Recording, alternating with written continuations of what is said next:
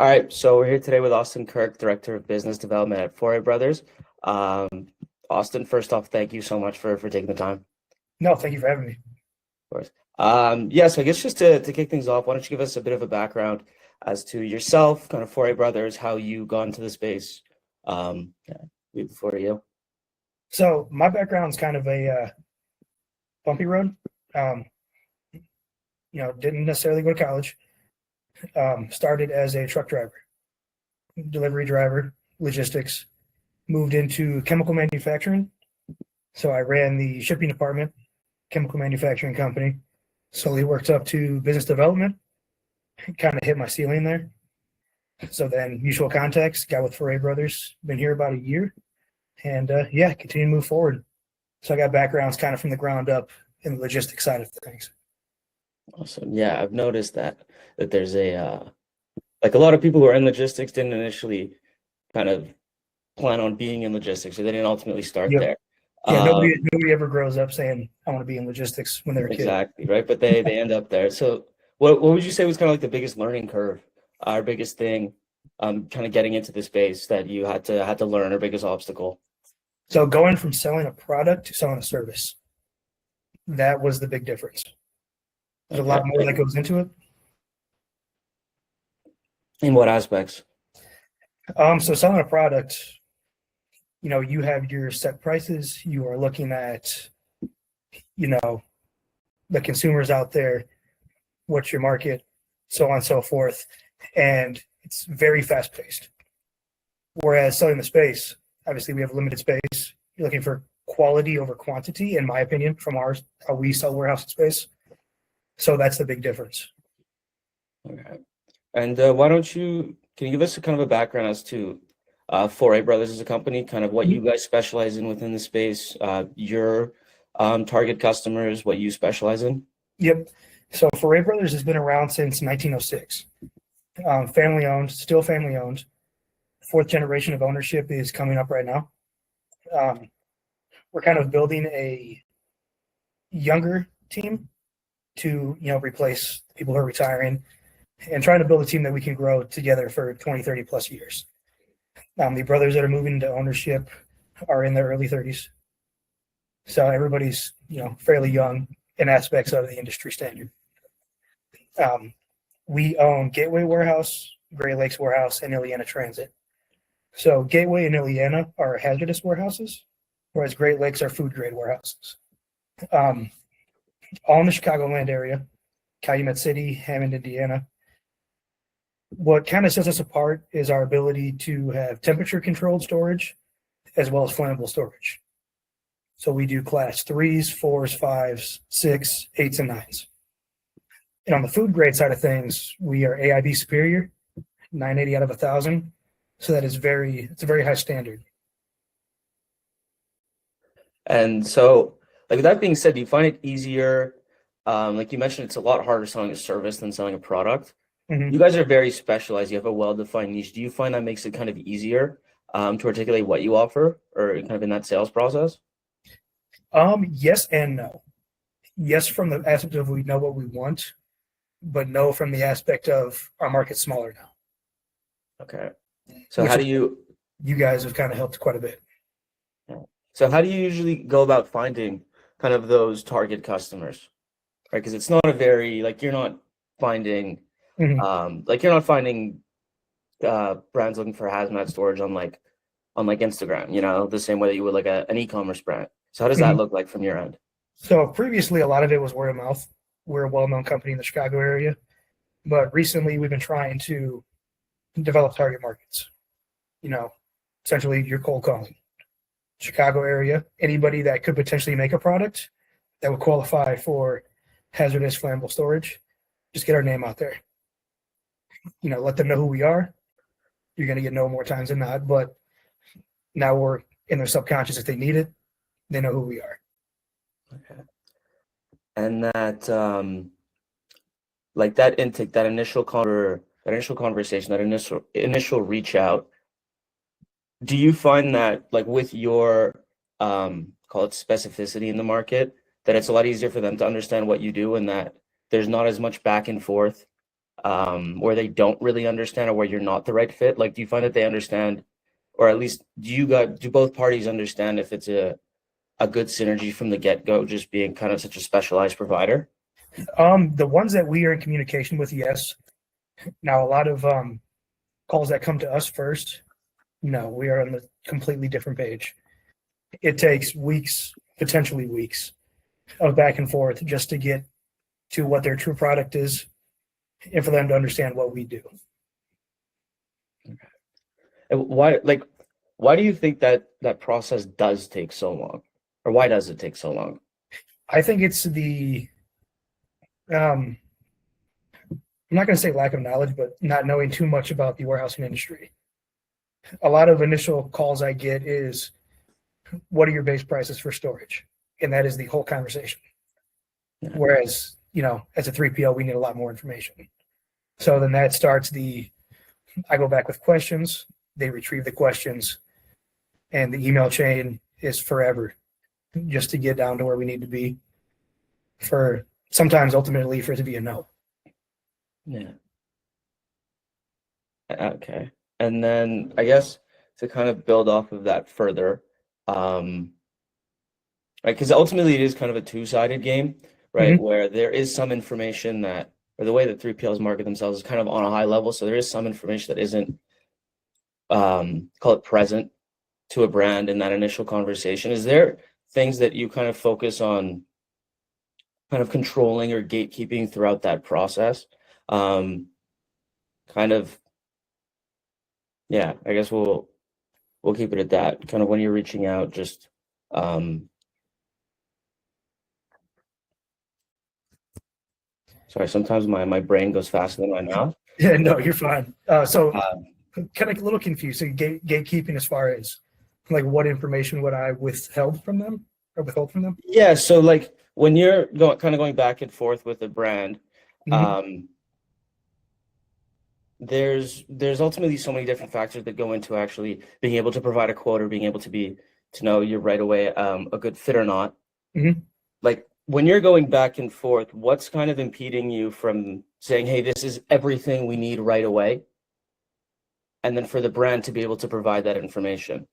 Is it kind of a two-sided game, do you find, or like just kind of the whole organization of information, the whole aspect of sharing it on both sides? Like there's evidently a disconnect. Why do you think that is? I really don't have the answer for that. As far as where the disconnect is, I know it's from my side.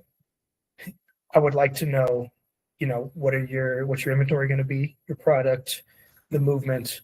I'd like to know all aspects of your business before I can provide an accurate quote. So that's kind of where I would withhold information until I get that. Now, from the other side, I notice companies will give you the information, but you're gonna have to dig a little bit. That's not sure to answer the question fully, but that's kind of the answer I got. Yeah, and I guess to build off of that, when you ultimately provide a brand with pricing, right, you're able to give them a quote. From that point, how does the cycle move forward from there, right? So one thing we've noticed at WearMatch is you'll get pricing from a bunch of different providers. There's not really an easy way to compare it.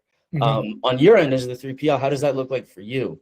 Whether you're reaching out to them, is there kind of a long negotiation process? Is it kind of you give them a price and they go yes, or they go ghost? Like how does that look for you? I say it's about 50-50. A lot of times, we'll have customers that when we give the quote, they are ready to go. And a lot of the factors that get people to accept right away is we're an ideal location. We're 15 minutes from multiple rail yards. We connect to multiple interstates that go around the country, Chicago area. Whereas on the other side, the negotiation side, a lot of customers will want to negotiate prices down with you. We do that quite a bit. And on the other side, I would like to know the aspect as to why. Like what are we compared to? What are the reasonings that where are we going to meet in the middle? I guess you should say. And then I guess to even go kind of further back into the cycle, so kind of from the beginning, how do you best articulate exactly what you can offer to any potential prospect? So if it depends on the call.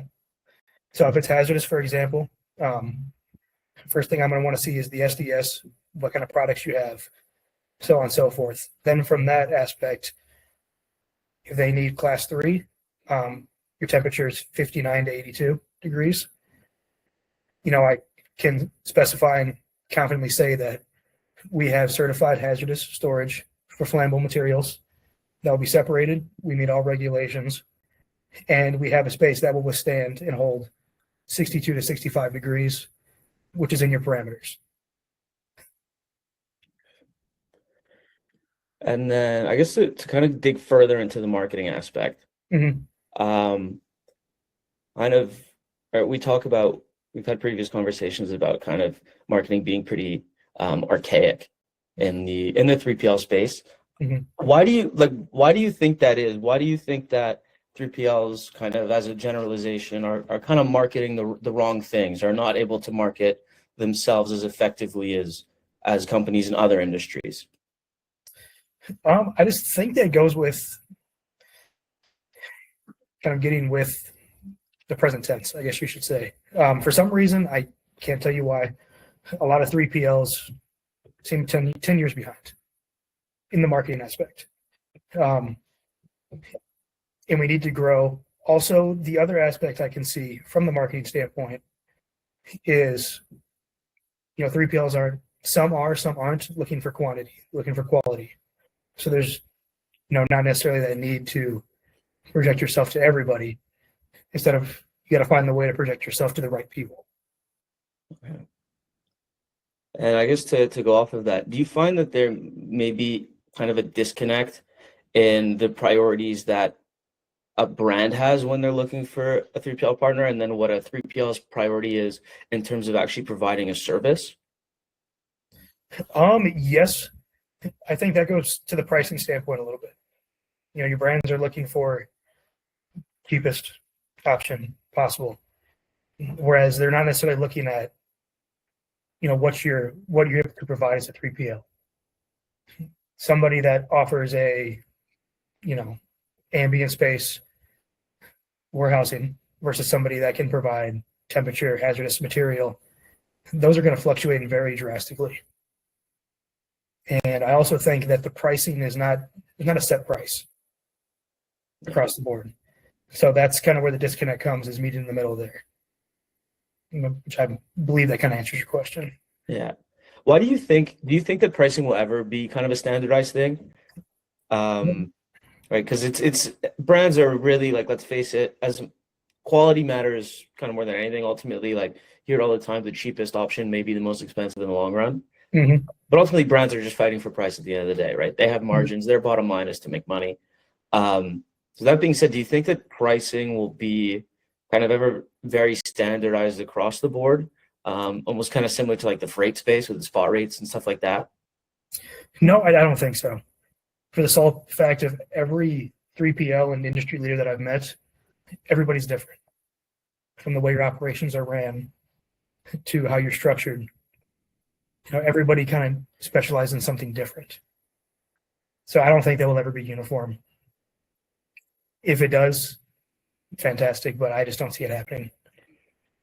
Okay. And I guess to kind of go off your point that every 3PL is different in their own way, right? We talked about the marketing aspect of it and kind of being able to show you're different.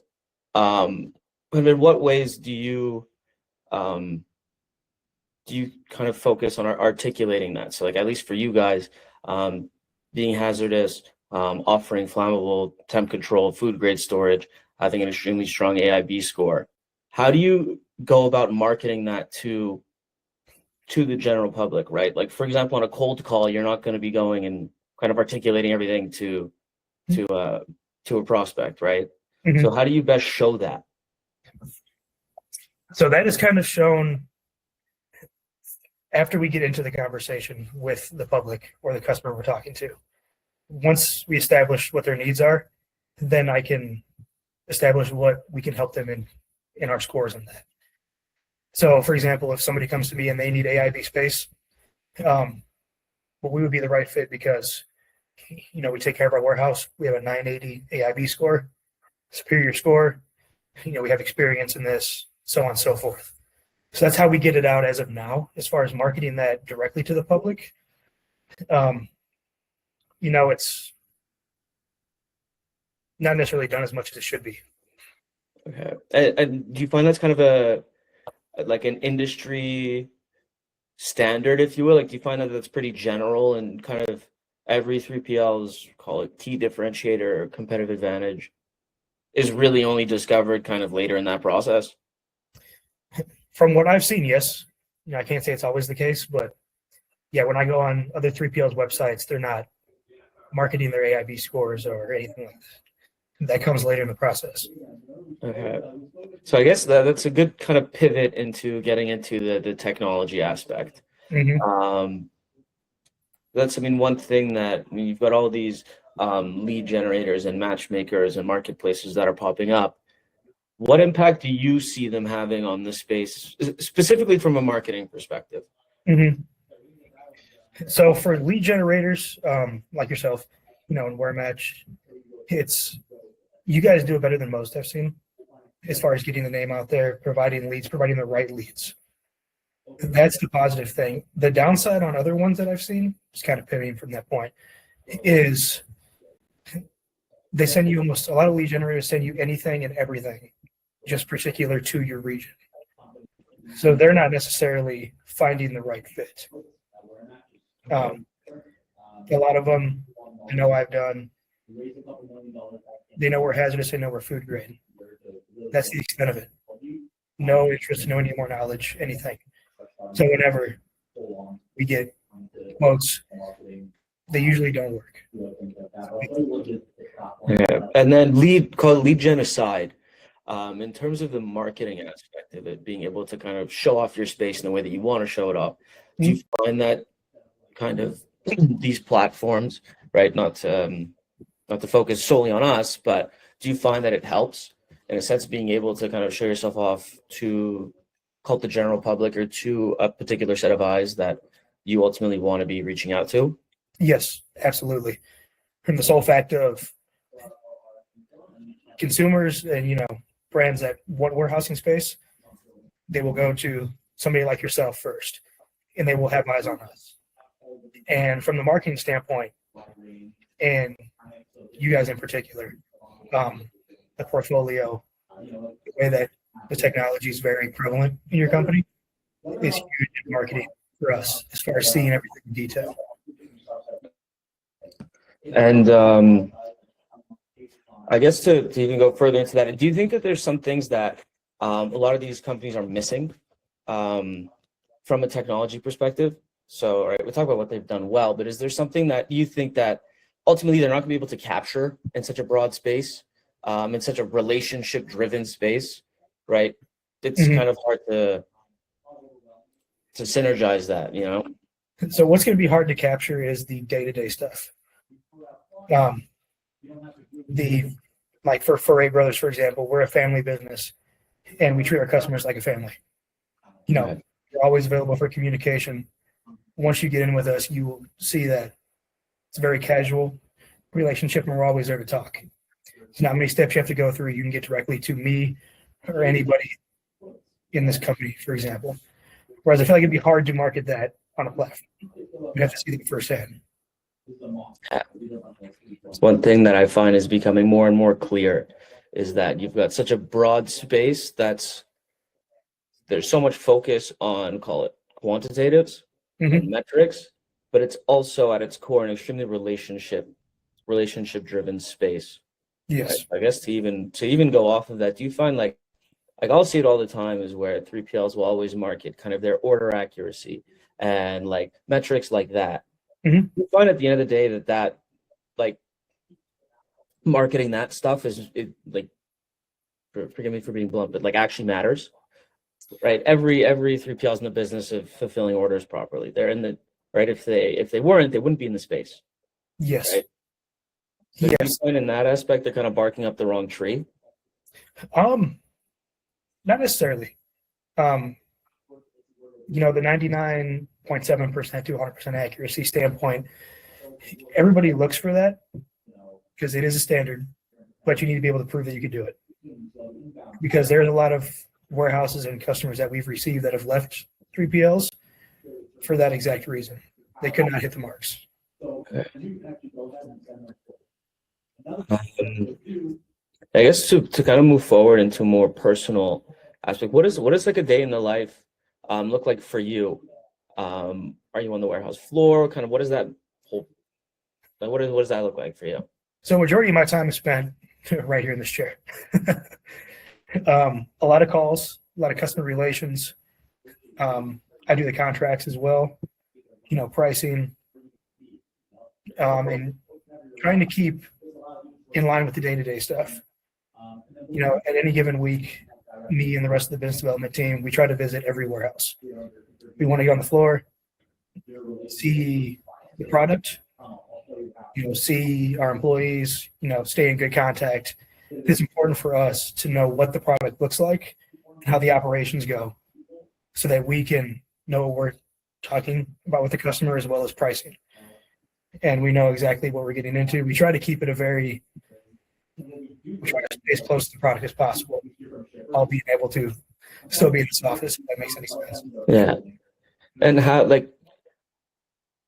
wearing a lot of hats, I find can oftentimes get a little bit overwhelming, a little bit confusing in a sense. How do you organize? How do you manage that? And then also, how do you manage all the people you're working with and making sure that kind of every seat at the table is happy and content and information is not all over the place? Yes. So delegating the task to the right people. That is where we have been doing very strong this past year. Delegating, as well as I have the tendency to stick my nose in everything, which is good and bad.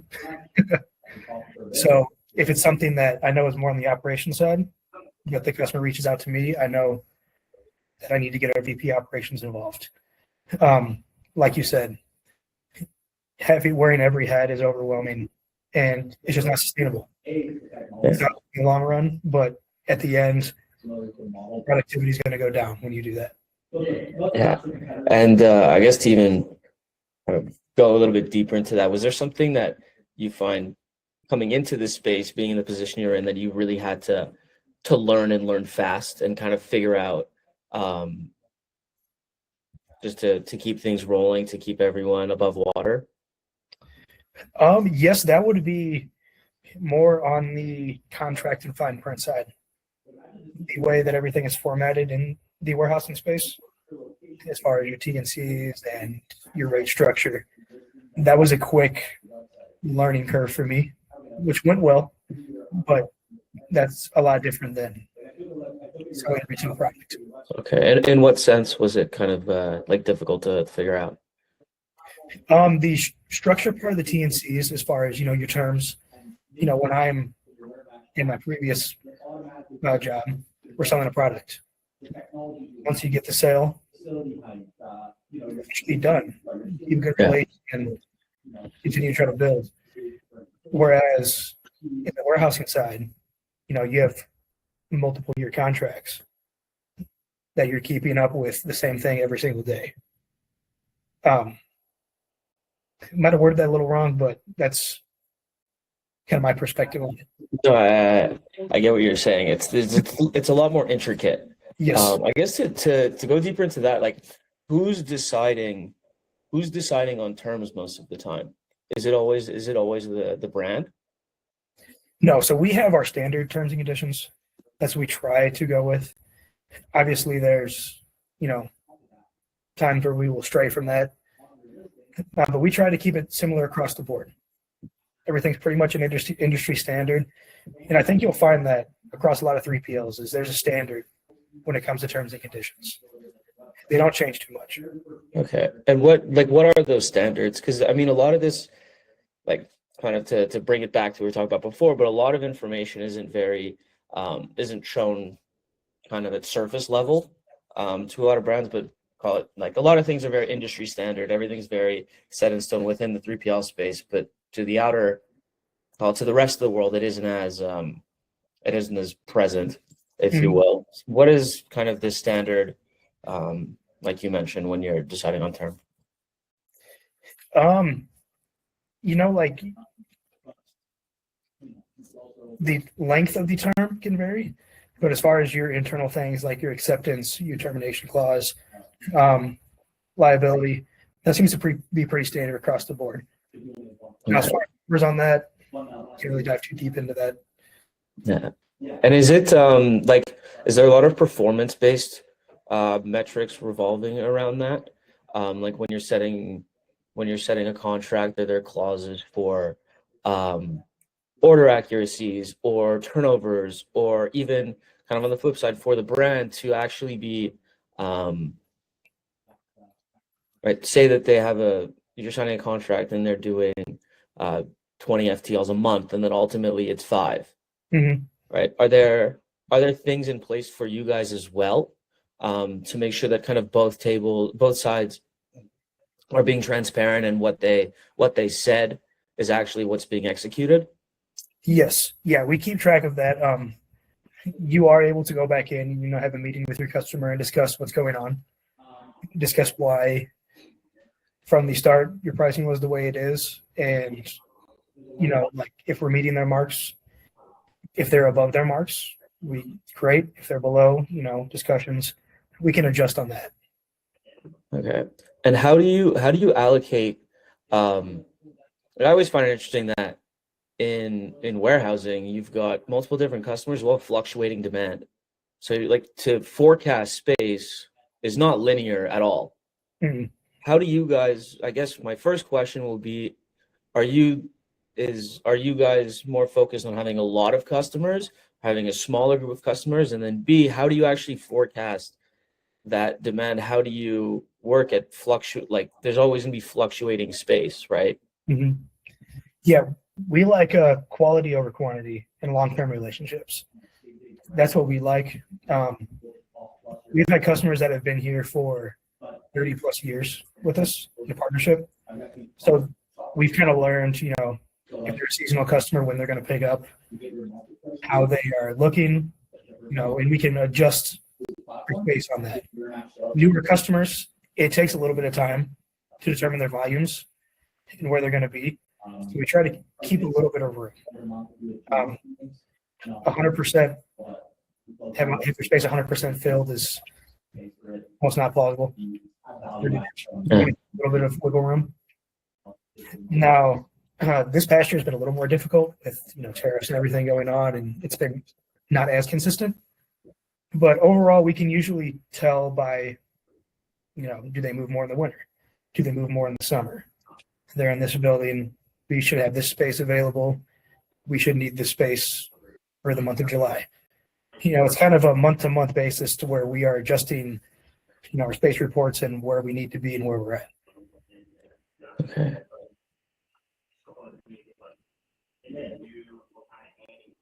And so, I mean, to go further into that, your customers, like you mentioned, it's quality over quantity.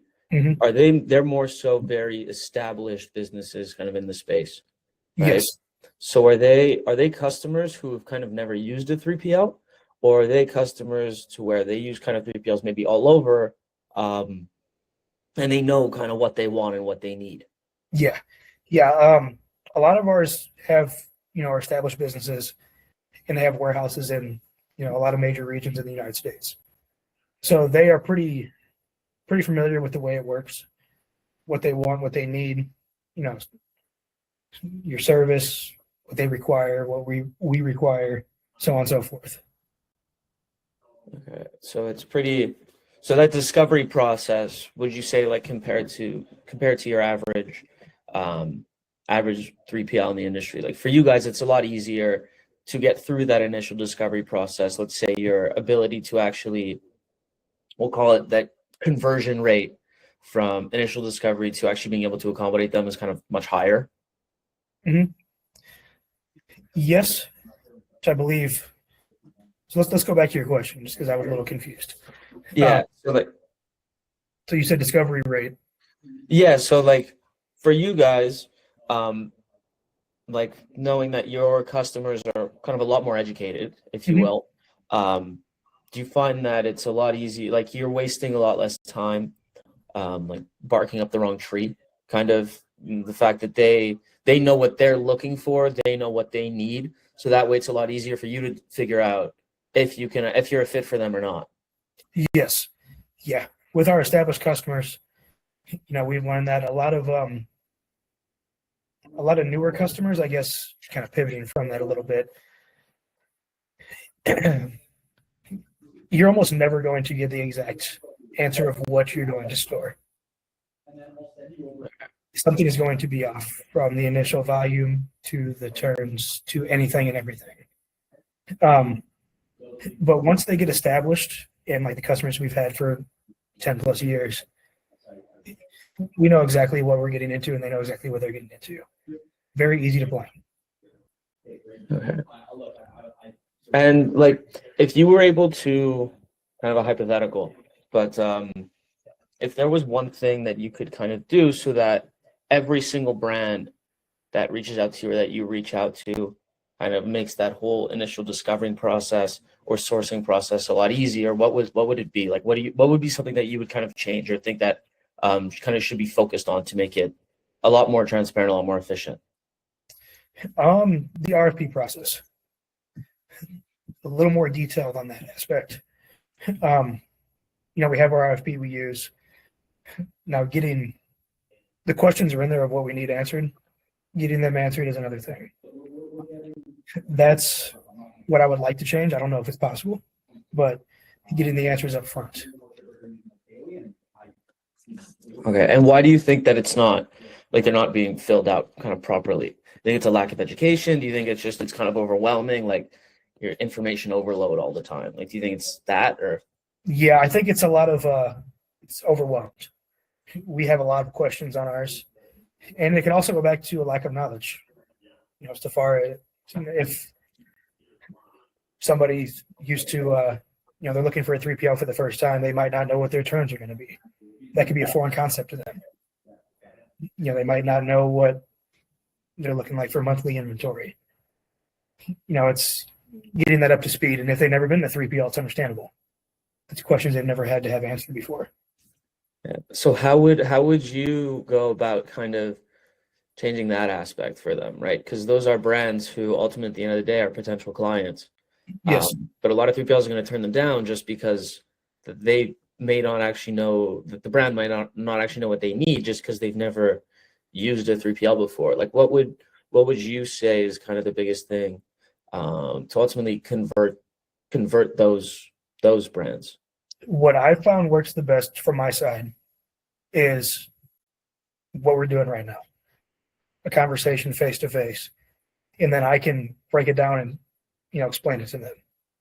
That's what has worked best for me in the long run. Once I can talk to you and I can find out your products, your inventory, what is projected, then I can explain the turns and explain, what on the information you've given me, what's expected. Awesome. Well, I have one last question for you. Mm-hmm. This is a broad one, but do you think there's anything? Do you have any questions for me?